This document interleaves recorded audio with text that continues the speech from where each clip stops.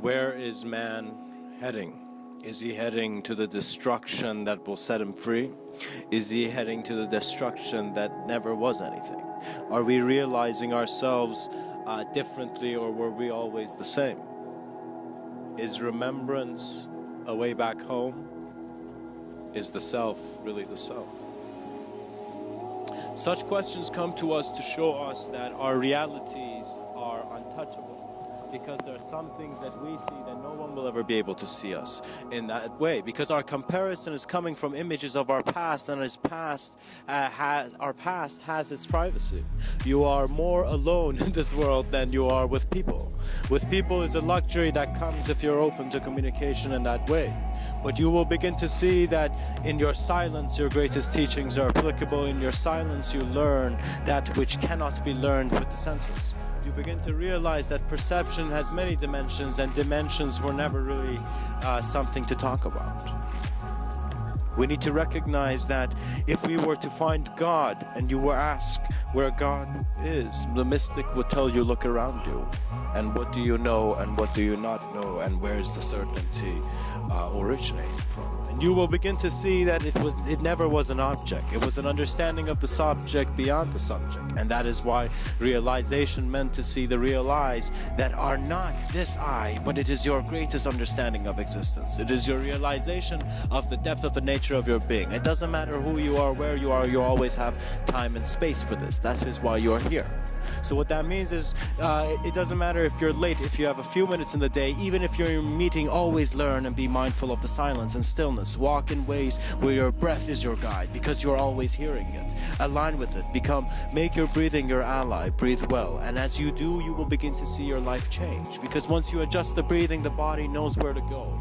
And once it knows where to go, you were always home.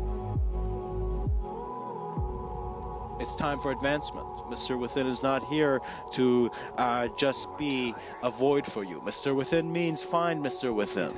Find that aspect of yourself that is looking at mankind in deeper ways, and that depth is a greater intelligence, and you will know this. Because you will go through your self-discovery, your search, and it was always your search, because all senses of other came from a reference of self. Know thyself. Advanced communicators will be apparent because they will be the beings who are noticing life in its subtler aspects. They're existentially sensitive. What that means is when someone suddenly can't eat meat, not because of all the butchering videos they've seen, but just because it's as if they cannot touch it. Do you know, it's as if something is making the fork very heavy when you're moving towards that meat. You begin to see that the meaning of life is more than just a snapshot, but a flow. This video is being captured in a very different way. The holographic simulation was very real, but in that reality, where was man? How small are you in the unknown? Do you know it? I don't think so. Because there is a search. If you get rid of your unknown aspect, you are a very selfish, egotistical person. What that means is what therapists really need to say to people is that you don't know the answers. Trust life and learn. That's it. Trust yourself and learn. Self-maintain through self-awareness.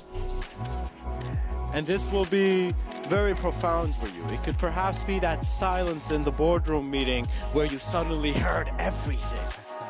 Everything was clearly in one present moment in your awareness, including all the decisions and thoughts you had to make, and so intuition was as simple as your breath.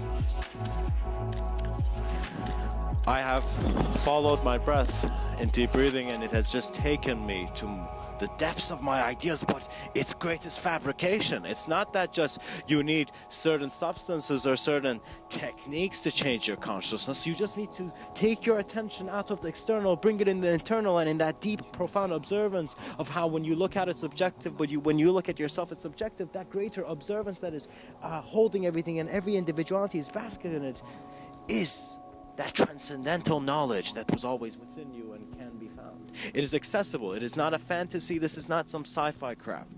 Become aware. Become graceful and compassionate.